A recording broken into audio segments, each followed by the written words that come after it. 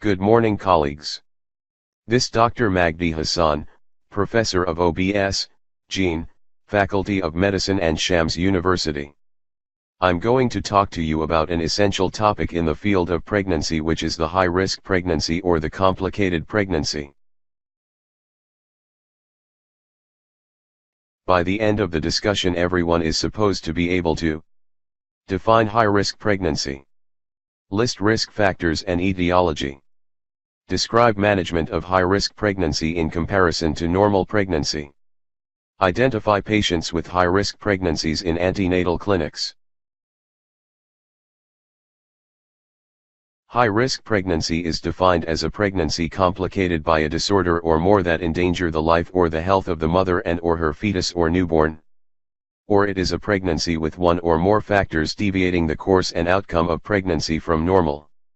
What are these risk factors? A risk factor can be either in patient history, physical examination, or discovered in an investigation. What are these risk factors that makes pregnancy a complicated one / and how can the clinician explore for them to discover and manage? High risk factors can be either in the patient herself, and we call these maternal risk factors, or in the fetus, and we call them fetal risk factors.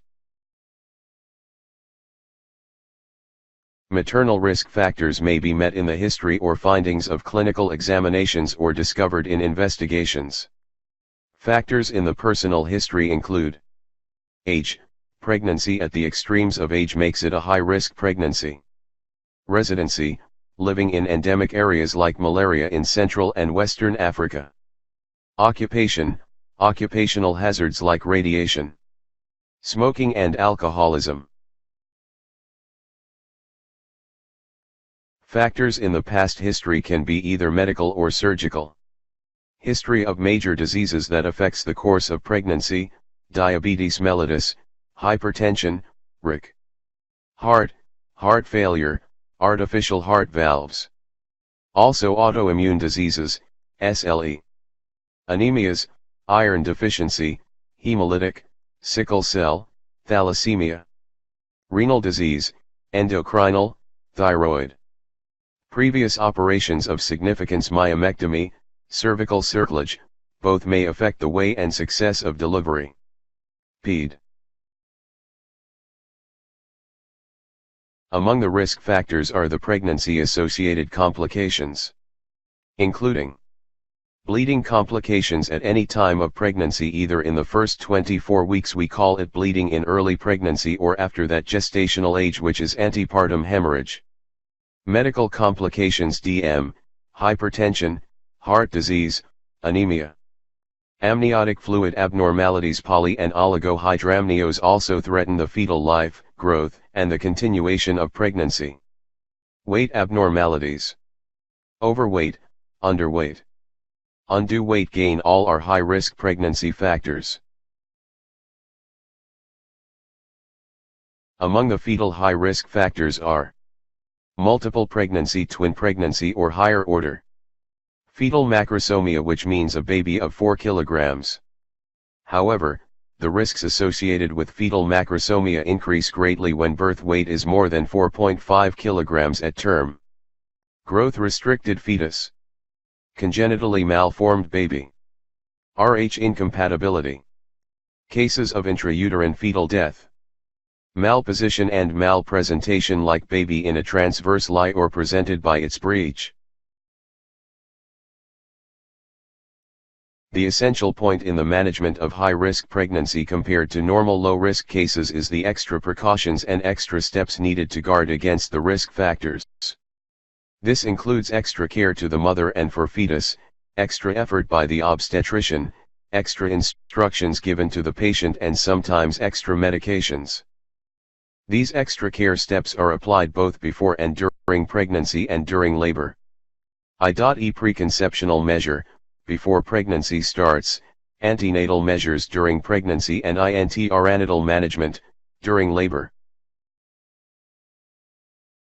Before pregnancy, the patient should be properly counseled about all the details concerning her expected pregnancy, the high risk factors she will have, and possible effects on the mother, fetus, and the newborn.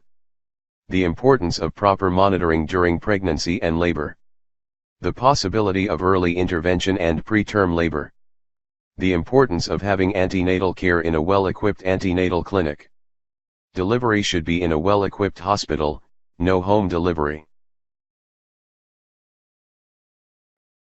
Antenatal care of a high-risk patient has the following differences than the uneventful pregnancy.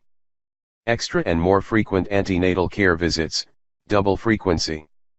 Extra investigations, for screening, early detection and monitoring.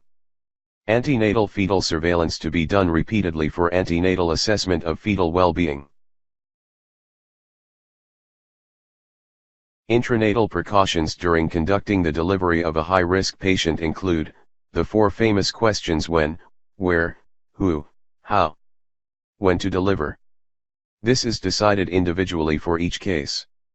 However, on choosing the proper time of delivery, the obstetrician gives considerations to fetal lung maturity short of the occurrence of fetal or maternal morbidities. Where to deliver.